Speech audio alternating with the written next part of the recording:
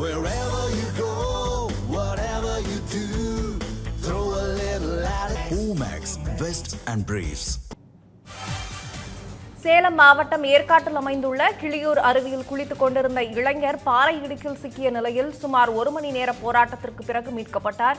இதுகுறித்து செய்தியாளர் கண்ணன் வழங்கும் கூடுதல் தகவல்களை கேட்கலாம். கண்ணன், இப்போ மீட்கப்பட்ட இளைஞருடைய நிலைமை என்ன? மருத்துவமனைக்கு அழைத்து செல்லப்பட்டிருக்கிறாரா? விவரம். வணக்கம் ராகப்பிரியா. சேலம் மாவட்டம் ஏற்காட்டில் ஏழைகளின் ஊட்டி என்று அழைக்கக்கூடிய ஏற்காட்டிற்கு, அதாவது சனி ஞாயிற்றுக்கிழமைகள் விடுமுறை தினங்களில் அதிக அளவில் பயணிகள் வருவது வழக்கம். அந்த வகையில் வெளிமாநில பயணிகள் மற்றும் மாவட்ட பயணிகள் அதிக அளவில் வந்துள்ளனர். அந்த வகையில் இன்று விழுப்புரத்தைச் சேர்ந்த ஒரு 8 பேர் கொண்ட குழுவினர் ஏற்காட்டுக்கு வந்தனர். அவர்கள் கீழிருந்து, அதாவது அடிவாரத்தில் இருந்து மேற்காடு செல்லும் பாதையில் செல்லும் போது கிளியூர் நீர்வீழ்ச்சியில் அதிக அளவில் நீர் பெருக்கெடுத்து ஓடியுள்ளது. இதனை கண்டு உற்சாகமடைந்த அந்த இளைஞர்கள் அதில் குளித்துள்ளனர். குளித்து கும்மாளமிட்ட நிலையில் விழுப்புரத்தைச் சேர்ந்த, அதாவது லோகேஷ் என்பவர் அதன் கால்கள் அடியில் சிக்கிக் கொண்டது, அதாவது பாறைகளுக்கு அடியில் சிக்கிக் கொண்டது.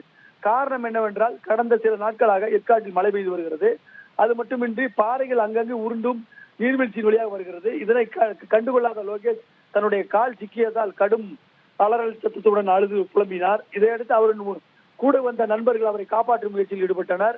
ஆனால் அவரின் கால்கள் பலமாக சிக்கிக் கொண்டது. இது குறித்து அவரின் நண்பர்கள் தீயணைப்புத் துறைக்கு தகவல் அளித்தனர். அதன் பேரில் சம்பவ இடத்துக்கு வந்த தீயணைப்புத் துறையினர் 1 மணி நேரமாக போராடி, அதாவது அவரின் கால் எந்தவிதம் பாதிப்பு ஏற்படுத்திவிடக் கூடாது என்ற நோக்கில் பாறைகளை அப்படியே வெளியே எடுத்து கற்களை அதிலிருந்து அகற்றி அவரை மீட்டனர்.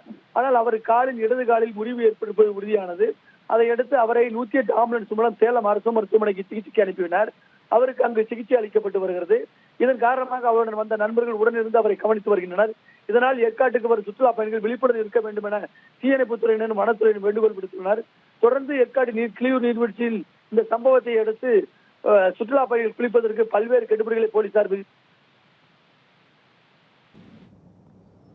வருகின்றனர். ராகப்பிரியா.